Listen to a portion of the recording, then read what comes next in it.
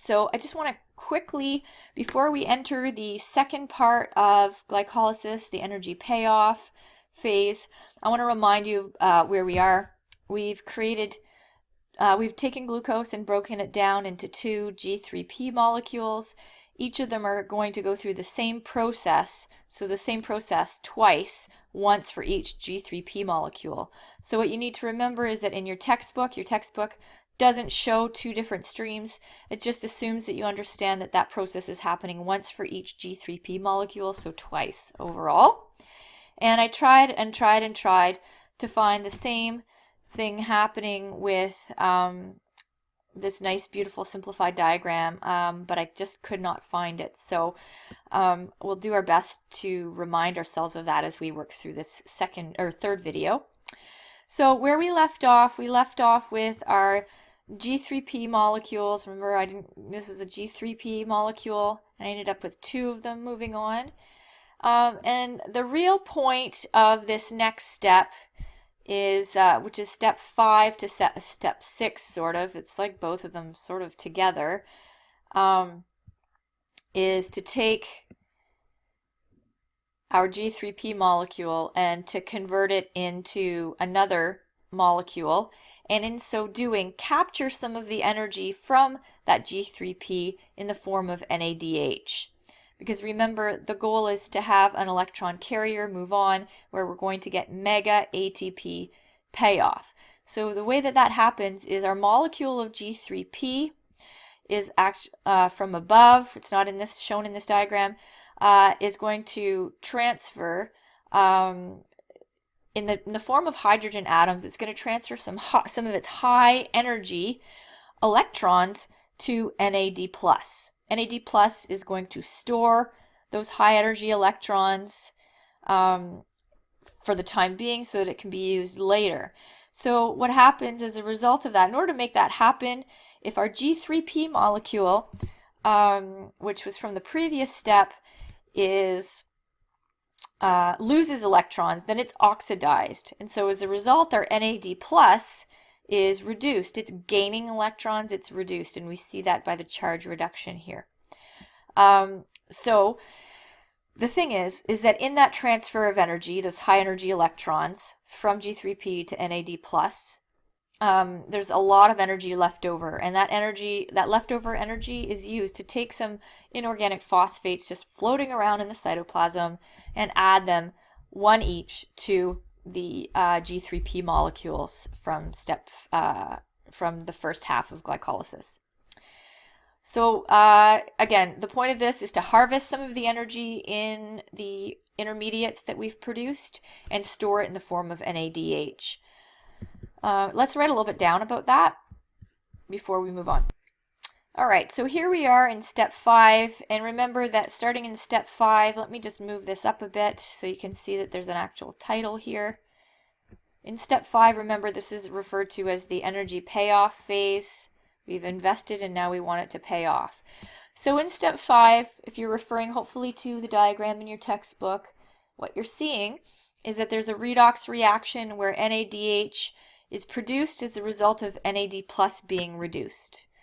Okay, so the redox reaction happens. The cell's going to harvest some energy in the form of NADH, and basically what's going on here is our G3P molecule is going to be oxidized. It's going to lose electrons and transfer them to NAD+.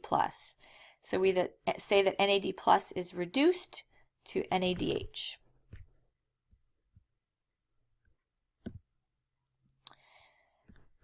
Now, as a side benefit to this, there's extra energy released in the process that is used to phosphorylate each G3P. And when each G3P molecule is phosphorylated, we end up with a 1,3-bis phosphoglycerate molecule. Sometimes that's referred to as a BPG molecule, the bis meaning 2.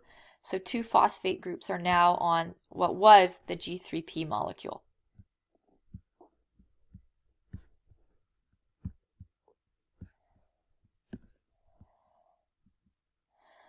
Okay, so we've just left off with our BPG molecule here being produced.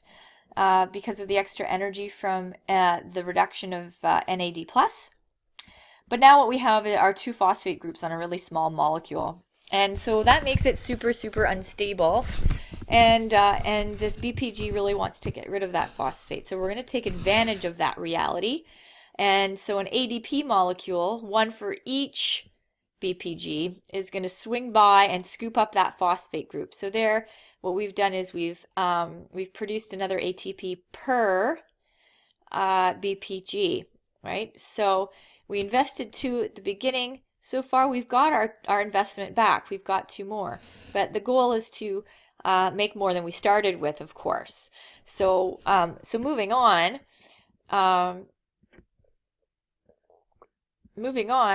let's take a look at what we end up with when we remove that phosphate group. Well, we end up with a molecule called 3-phosphoglycerate. And I'm just going to get my pen tool here so I can write some of this down.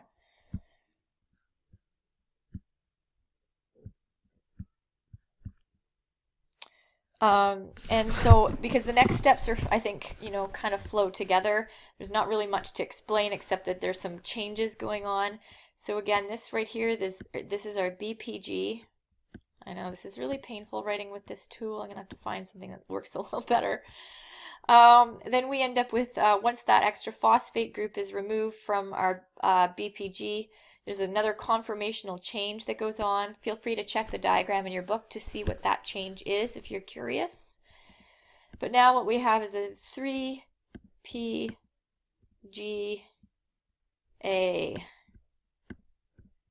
molecule. Now, for whatever reason, we still want to be able to get some energy and pull that phosphate off, but 3-PGA doesn't really want to give that phosphate away. And so in order to get that phosphate further removed and perhaps make another ATP molecule from it, we're going to see some conformational changes, some isomerization. So the phosphate group that was once on the number 3 carbon is now on the number 2 carbon. So we now refer to this as simply 2-PGA.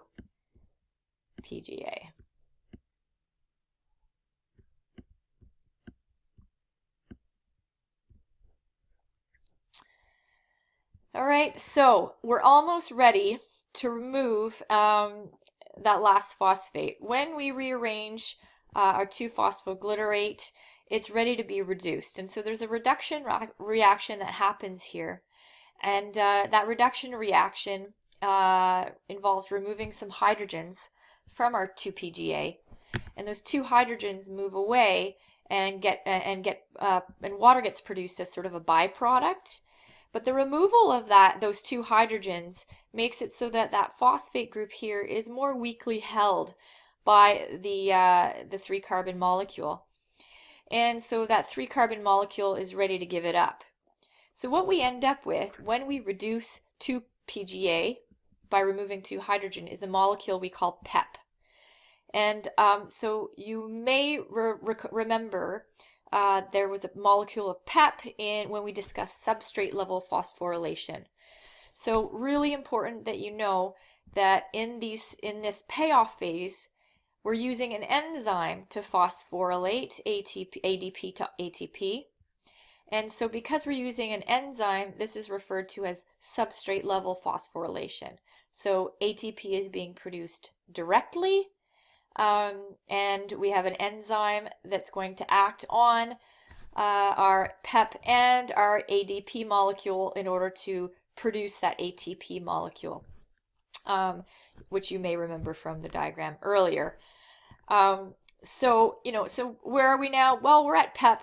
PEP is ready to give up its phosphate group through substrate level phosphorylation. It loses its phosphate and in so doing creates 2 more ATP. 1 ATP per PEP is produced, so for a total of 2. So when we look at our accounting, we invested 2, and then what we did, so that's, we invested 2, so we lost 2, and then we added 4 more. So 2 here and then 2 more. So we added 4. So overall, we have a net gain of 2 ATP. And now our resulting product is the pyruvate molecule. Here they're calling it pyruvic acid. It's sort of like how we can talk about acetate and acetic acid. The difference is really just a hydrogen atom. So for our purposes, we'll call it pyruvate, because that's what your textbook will use, but it's really just a difference of a hydrogen. This must be really painful watching me write this. And so we're almost done. Let's write some of this. All right, so let's finish glycolysis off.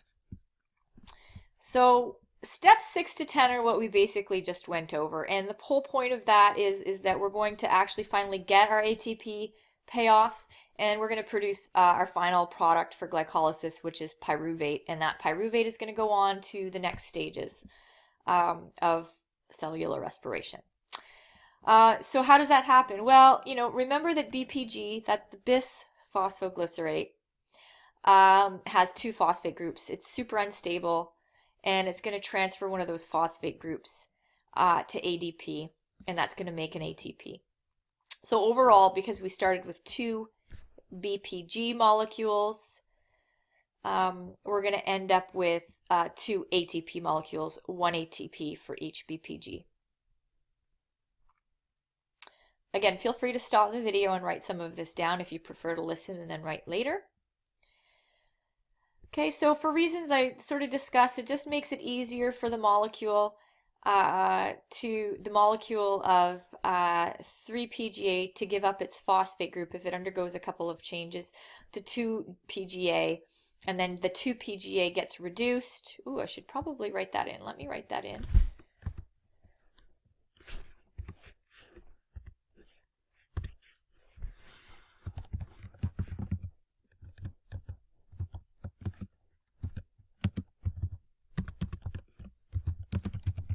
So 2-PGA is reduced to make PEP, PEP, phosphoenol pyruvate.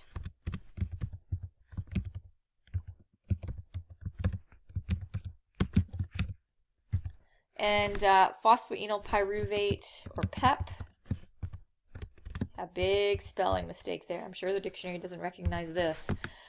So then our PEP molecule, through substrate level phosphorylation, is going to be able to transfer its phosphate group because it's more weakly held to make another ATP, right? So remember that that is going to be times 2 because we have 2 3-carbon molecules.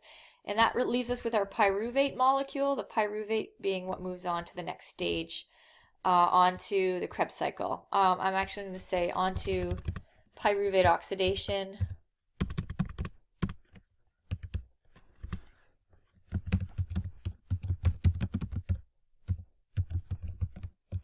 and oh my gosh, this is painful, and the Krebs cycle. There we go.